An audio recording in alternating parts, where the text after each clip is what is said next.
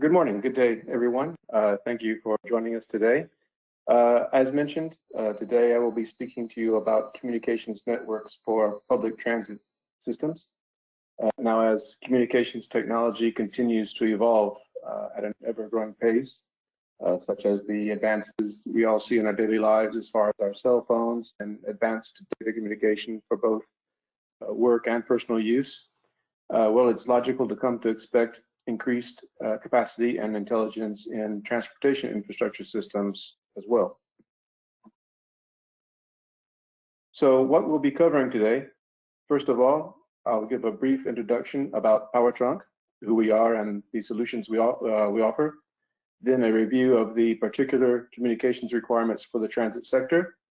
I'll discuss automatic vehicle location or AVL systems, as well as other types of data communications applications. And then finally, I'll go over some concepts with respect to critical infrastructure reliability and security. About PowerTrunk. PowerTrunk is the US subsidiary of Teltronic SAU from Spain, with over 40 years of experience in the design, manufacturing, and support of land mobile radio systems. We have hundreds of systems installed worldwide in over 60 countries, and we continue to expand.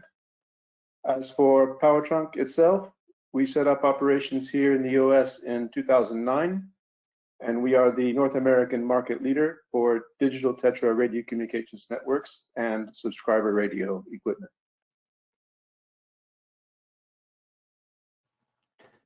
We offer a complete solution for turnkey communication systems, from the network infrastructure, such as the control nodes and base stations, handheld and mobile radio units, command and control centers, and specialized onboard equipment for the transportation sector. Now, I mentioned that we are the North American market leaders for TETRA technology, but why TETRA and what is it? Well, TETRA is in fact the most widely used digital LMR technology in use around the world today. And even though it originated as a public safety radio standard, TETRA has in fact found great acceptance in other markets that require critical communications, especially in the transportation sector. So as you can see, it's a purpose-built platform designed from the very start as a mission-critical communications standard. It's a ETSI standard, a European standard, but it's been adopted worldwide. Mature technology, it's been around since around the year 2000. And as I said, it's the #1 digital radio technology in use around the world today.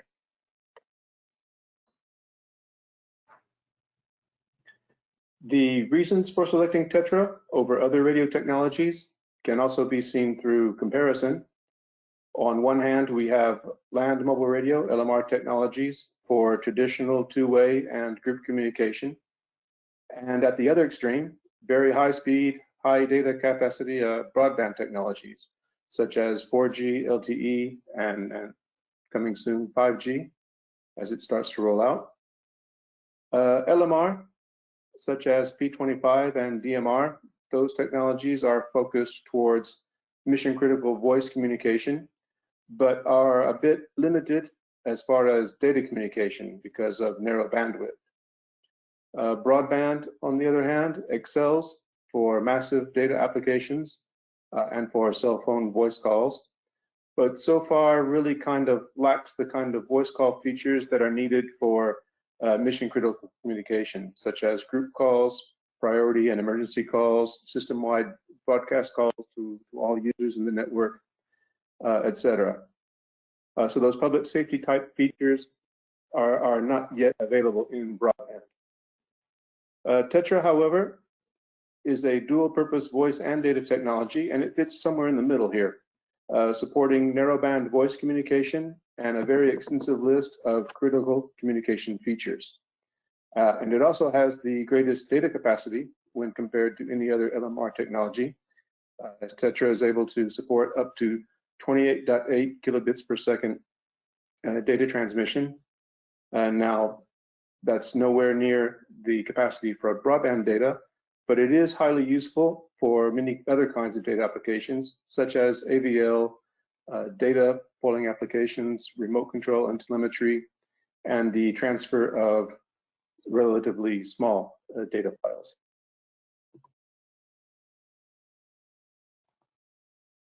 In this slide, you can see some of our most significant Tetra for transit references worldwide. In the US, you see, for example, New Jersey Transit, New York City, Toronto Transit. In Canada, STM, Montreal. There are others as well. And then throughout Europe, Asia, Africa, South America, Australia, we have ample experience in public transit and railway applications with our systems.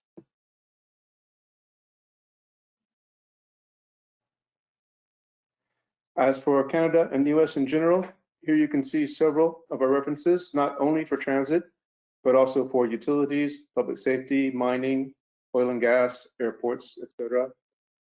BC Hydro is a utility, Toronto Transit Commission for Transport, STM as well, OPG also in Canada, Agnico Eagle Mines, and then various other transport and utility and industrial references in North America. But now let's get back to what are the transportation sectors that can potentially greatly benefit from Tetra.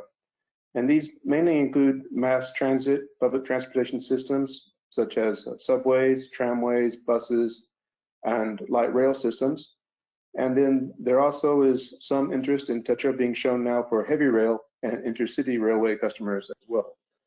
Perhaps maybe even future high-speed rail, but that remains to be seen, but it's being investigated, and there is some interest in this technology for that. But all of these types of transportation customers, they share some common requirements for their communications networks. These include the need for voice communication between vehicle drivers and their dispatch control centers, the maintenance depots, stations, etc. Data services such as for AVL or remote monitoring of certain onboard systems, emergency communication requirements, which could include not only emergency calls for the vehicles, but also the integration of the network with emergency services agencies. And in the case of railway applications, railway signaling may also be supported by the radio network in some cases, in addition to the other normal voice and data traffic. We have had some demand for railway signaling over Tetra in other countries, not in the US yet, but it's something that has been developed and tested and proven in the field. So it's something that is available if there's ever a need for it.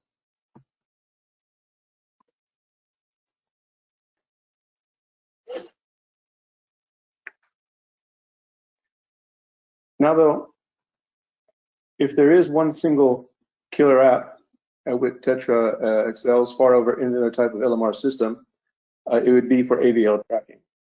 This is especially applicable in the transportation world for buses and trams. However, as AVL has become more prevalent and vehicle fleets have grown to number up into the hundreds or even thousands, these AVL systems and the communication networks supporting them need to be optimized in order to be more efficient. And this efficiency mostly depends on how fast the GPS polling refresh rate can be. That is, how quickly and how often can vehicles be pulled to obtain their GPS information so that the control centers know exactly where they are at every moment. Now, AVL systems have been around for a couple of decades or so, but with legacy radio systems, the data rates are slow and the systems can only support a very limited number of vehicles. Tetra, however, it's a modern digital TDMA technology. It offers 4 time slots per radio channel. And so both the data rates and the system capacity that can be supported are greatly improved. But again, as big city bus fleets today can number in the hundreds or thousands of vehicles, optimization is vital. So how to achieve this? First of all, we have to consider that vehicles may obtain their geographic positioning information by various means. And by vehicles, I mean buses as well as trains or any other type of vehicle. GPS is today the most common means by far, but for transit rail, there often is some type of beacon system involved to be able to communicate a train's exact position along a specific length of track. Or sometimes there may even be some other external application or hybrid systems involved, like maybe inertial navigation systems or whatever. In any case, once the vehicle has obtained its location information, this data then needs to be transmitted to the tracking and mapping application. And by the way, this doesn't necessarily apply only to vehicle tracking, since handheld radios can often also include GPS receivers inside them. So it's actually possible to track both vehicles and individual persons as they move about.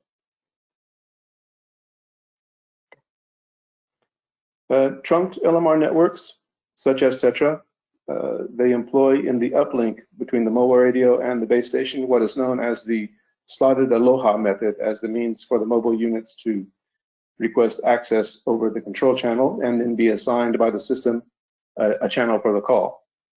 The uplink, however, is shared by all radios at the same time, so only one system access request can be made in a control channel at a time. If several radios in the field attempt to access the network at the same time, which in fact is very possible when talking about networks with hundreds or thousands of users, but only one of them can be processed by the system at a time, and the other units must they have to repeat their access request. And this is known as a call collision, where one is able to get through, is able to make access, but the others, which collided with the other access request, have to repeat the request.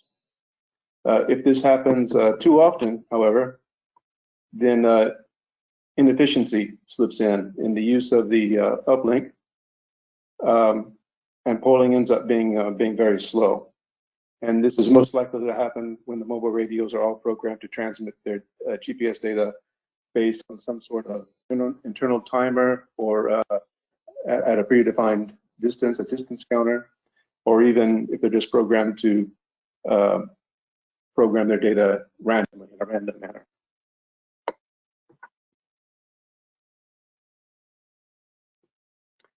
In the downlink, on the other hand, there's dedicated communication between the base station and the mobile unit. So efficiency is 100% as long as the vehicle is within coverage of the network and is able to receive. Therefore, a controlled polling method over the downlink is more efficient than by random data transmission by the subscriber radios in the uplink. And also, since the system reserves a slot for the mobile to respond, so that it does not need to make a separate access request.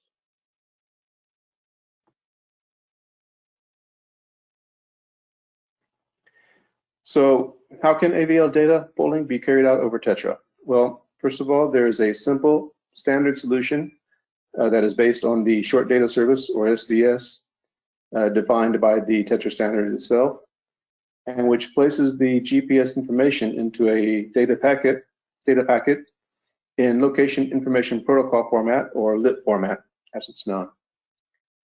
This method allows a polling rate of 1 unit every 0.6 seconds per control channel. The main advantage of this method is that it is indeed standardized, and so it's supported by all Tetra radio manufacturers. Customers, therefore, are not limited to only a single supplier for the radio equipment in order to utilize this method. The disadvantage, however, is that while it's okay for small vehicle fleets, it's not really adequate for large fleets or for when very frequent GPS position updates are needed.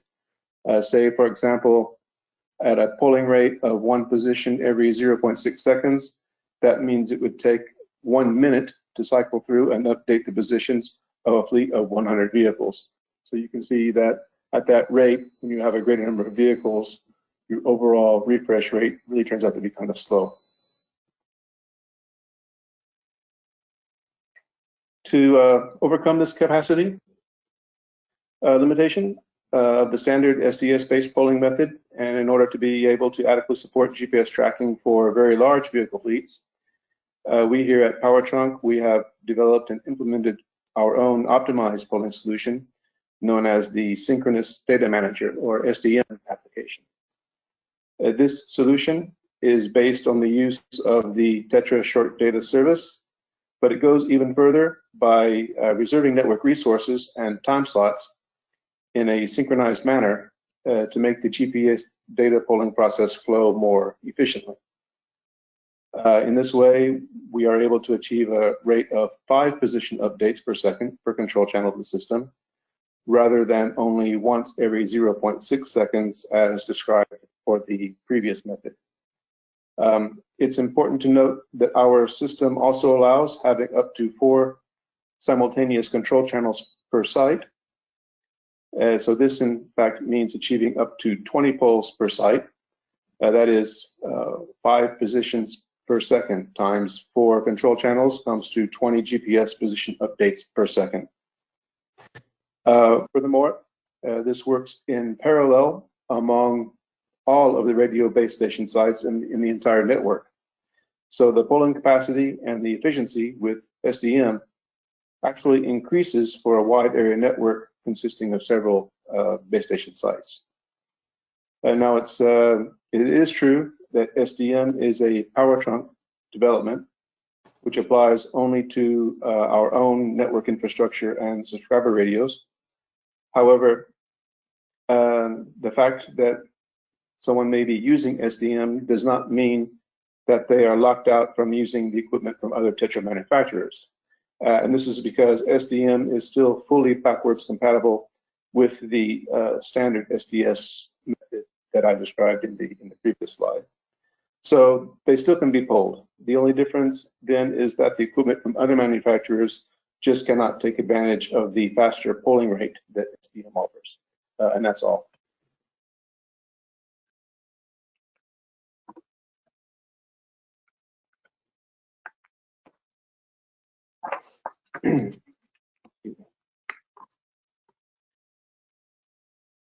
But what about vehicle location where GPS is not available?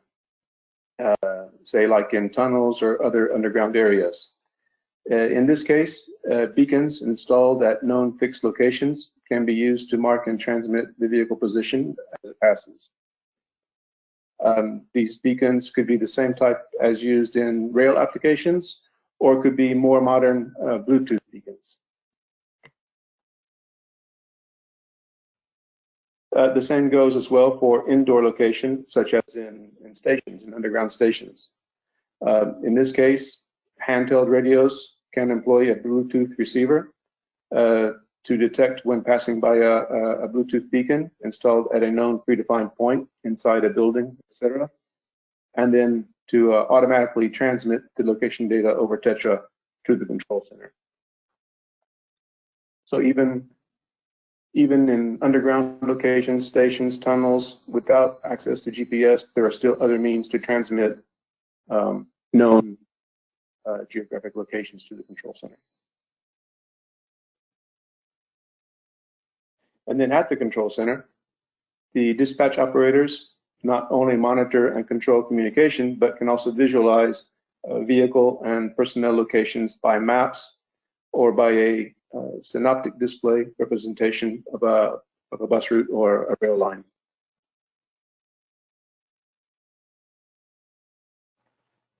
The synoptic displays can also be defined and set up into different lines and zones. Here you see a depiction of 4 different lines.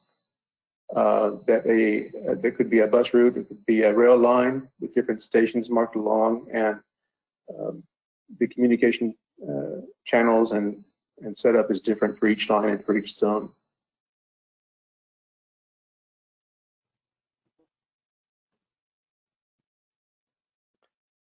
Different communications groups can be predefined depending on the zones, lines, depots, stations, etc.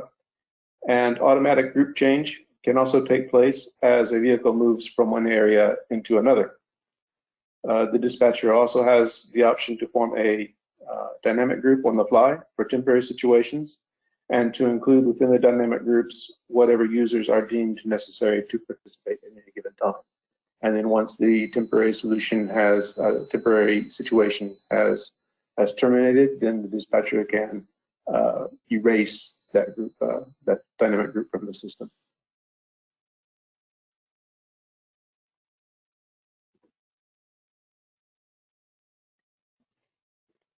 Geofencing can also be employed to mark the boundaries of different lines, routes, and work areas. Alarms or notifications can be automatically activated at the control center if a radio leaves its designated area, and or you can even define no-go areas where the user say should not be able to enter, and the alarm is activated then if the user does that. And this application, it can be useful for different safety and security issues.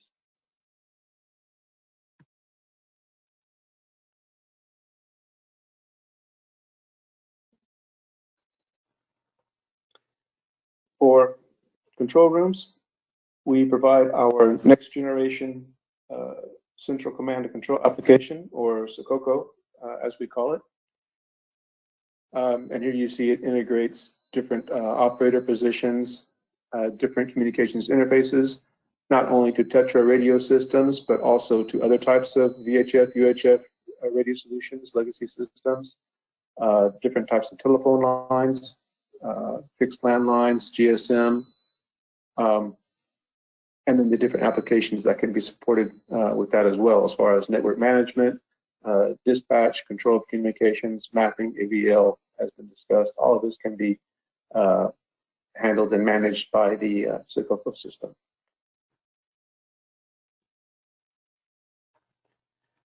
And here is just one sample screenshot of the operator screen. Several configurations are possible, and it can all be customized. But here you can see, for example, a list of contacts, call and message trays, radio and call control buttons and functions, video screens for live video, security cameras, or what have you. And of course, maps are also possible, or even having the map on a separate second screen. You know, if you want to have a dual screen or even triple screen for the dispatch operator.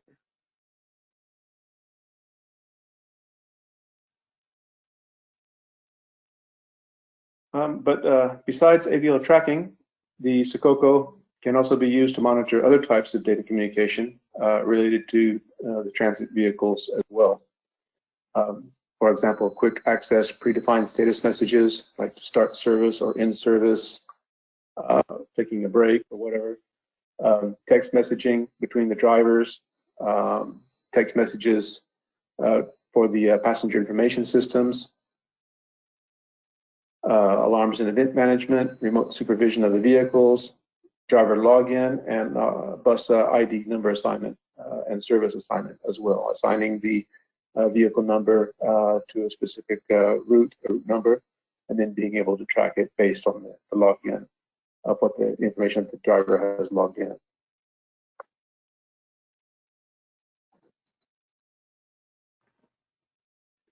Further different types of data that can also be monitored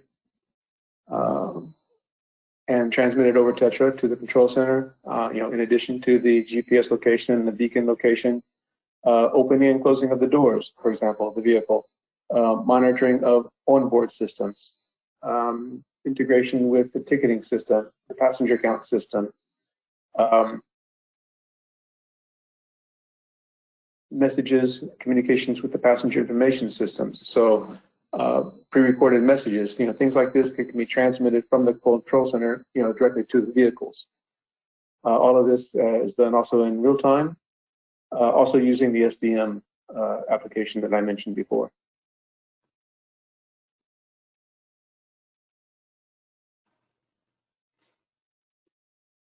Train management,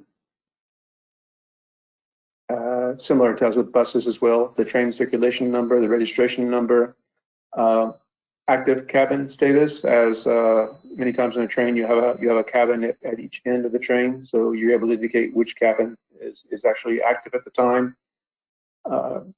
Restricted driving alarms, interconnections with the public address system, and then other types of different alarms and status indications that can be transmitted directly from the vehicle, from the train, back to the operations control center.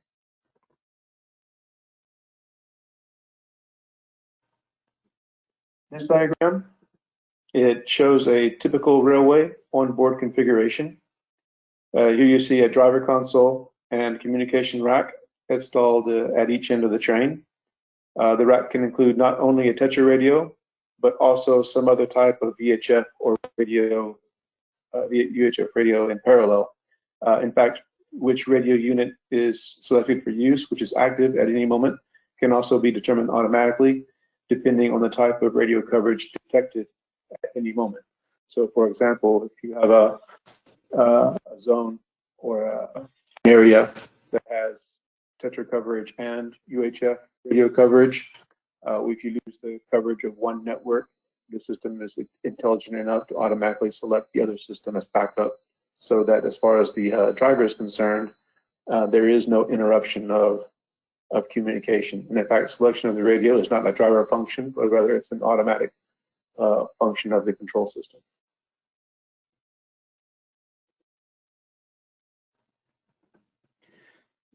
And here you see a depiction of the integration of all the different kinds of systems that you can have on a train or even on a bus. I mentioned, passenger information system, the auto accessories, the GPS, video systems, onboard video, CCTV, maybe broadband radio access, so you're combining, say, TETRA and LTE together within the same vehicle, depending on the data application that you need.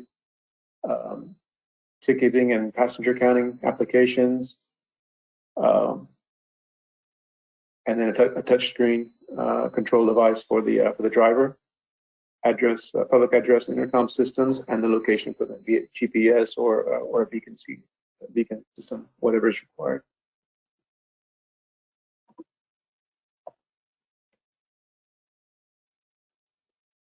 Yeah, more onboard equipment, basic architecture, the TETRA radio with embedded GPS, the driver console, touchscreen, different types of accessories depending on the particular environment of the vehicle or the type of cabin that you have, and other solutions that are adapted to specific customer requirements.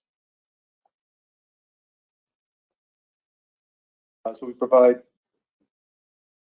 a wide range of transportation-specific products, flexible solutions,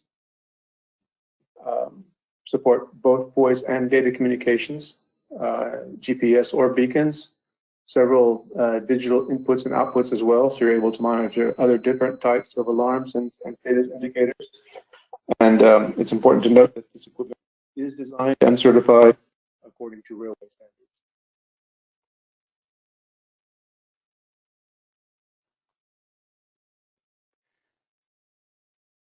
Now, let's talk briefly a bit about critical infrastructure. By definition, this can be any infrastructure that is essential for the functioning of a society or economy. And I think most of us would include transportation systems in this category. That's not quite the same as saying that it's a first responder or emergency critical network, except maybe somewhat a bit in the case that you happen to have a transit police service that also uses your network. In that case, yeah. But it's still a vital part of the smooth operation of a city. And you just imagine, what happens when a transit communication system breaks down. The transit operations then can be severely affected, and maybe even to the point, coming to the point of breaking down and coming to a complete standstill. And since this really is not desirable to anyone, then transit systems need to have mission-critical communication networks for their operations. So we'll talk a bit about network availability, system hardening, and security, and how you're able to how to protect your critical infrastructure systems.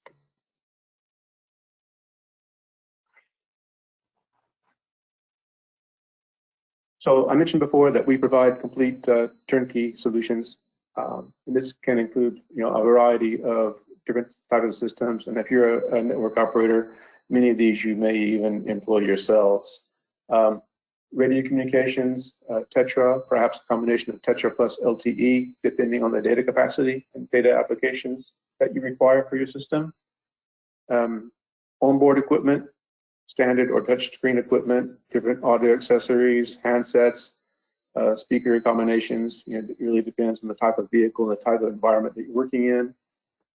Specialized onboard equipment that meets strict railway and other transportation requirements.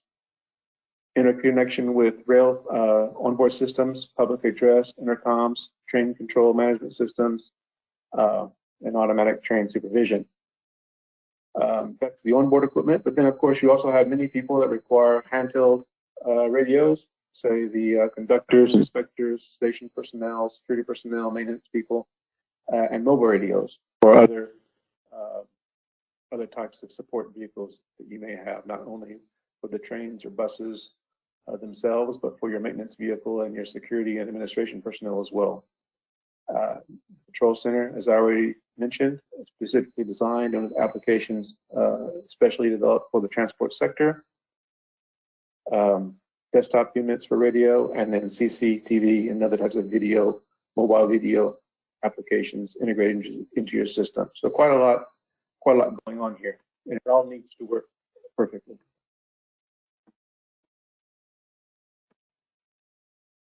So for availability and reliability, well, it really starts at the beginning. It starts with the design of the network. The network should be properly dimensioned. For this, you need to really do a traffic analysis, and that consists of taking a look at what is the maximum number of users that you expect the network to support. How many people are going to be speaking at a time? How many radio users? How many calls per hour? How many calls per day? Are they short calls, long calls, mostly voice, mostly data? If it's data, what kind of data is it? Is it short data, short bursts of data, like for a GPS, or do you need to transfer larger data files? All of this needs to be analyzed, and also the frequency. Is it a lot of calls, a lot of data, or just a bit? And all this then determines the number of channels that you require for your system, the number of channels and the number of radio frequencies that you actually require for your communications network. Once you have this information, then you can go further with the network design, getting a feel for the number of channels and the number of base station sites that you're going to need for your system.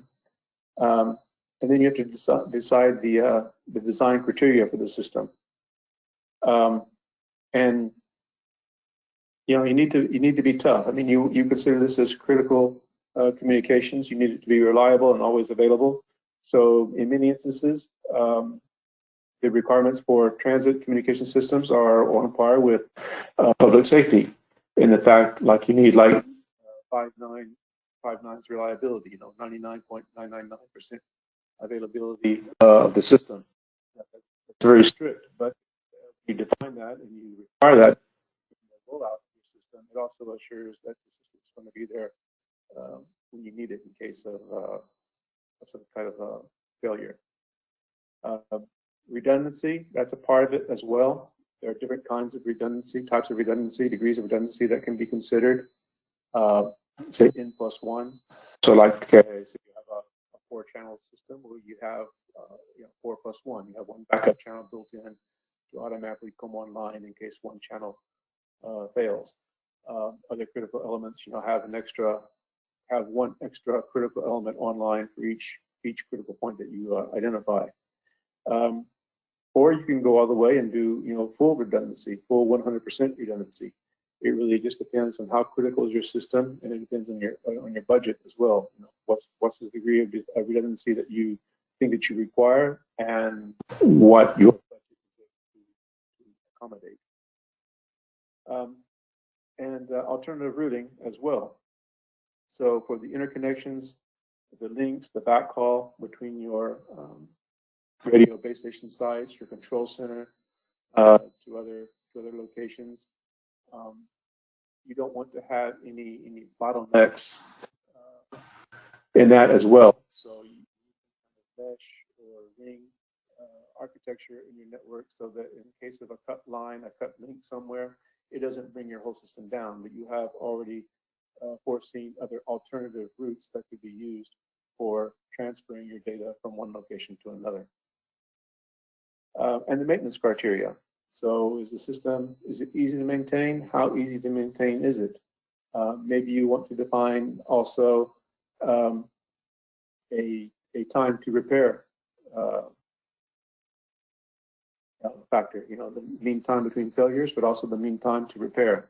The more precise and more strict you are in demanding those types of figures in your network design, again, the greater availability and greater reliability your network is going to have in the end as well.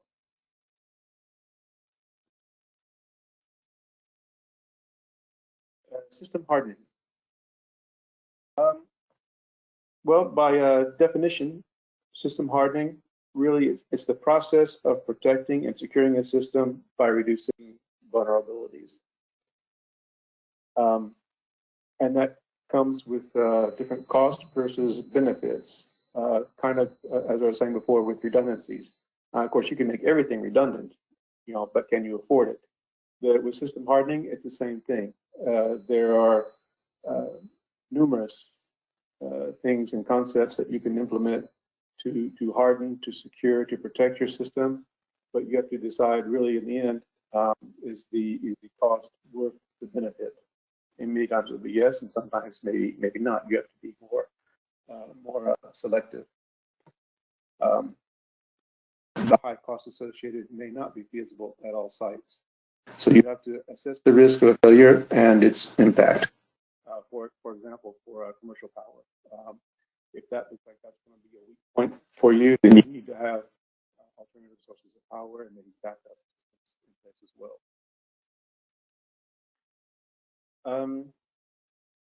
System hardening is mostly concerned with physical security. There are some aspects of cybersecurity as well, but mostly it seems to be related to physical aspects, physical characteristics.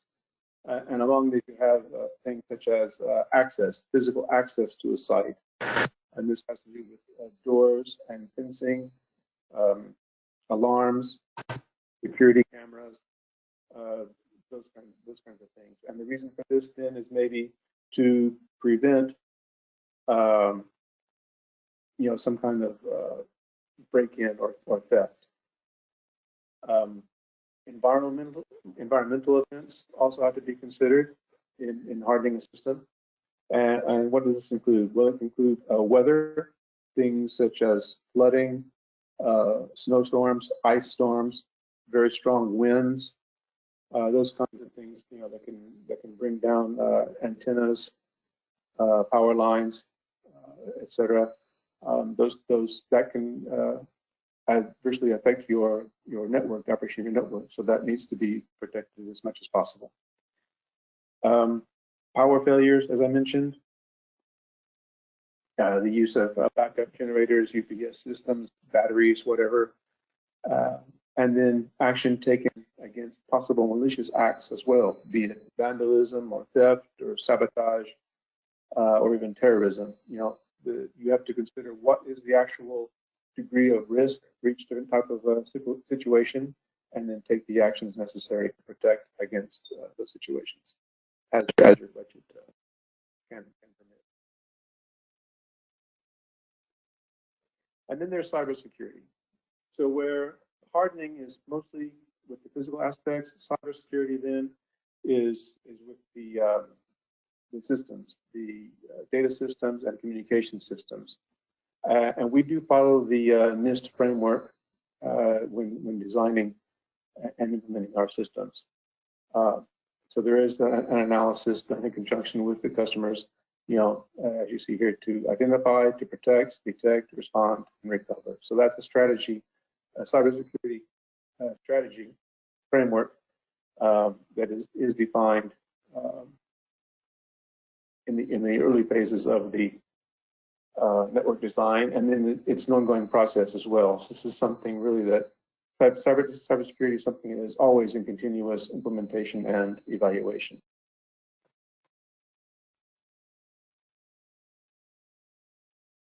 Adherence to international standards and regulations. So we have a portfolio of cybersecurity licenses and services that we make available to our customers that follow these guides and standards according to the NIST standards and protocols. So just to sum up then, transportation systems have highly demanding voice and data communication system requirements. This is for buses, subways, tramways, light rail, dispatch centers, vehicle tracking, different types of monitoring and other data applications. And we see that TETRA is ideally suited to meet these needs. It's a mature, proven, and feature-rich and data-capable technology, and it supports intelligent transportation systems and other applications. And we have some very prestigious North American references and worldwide. So thank you again for your attention, and at this time I'll turn it back to Oliver.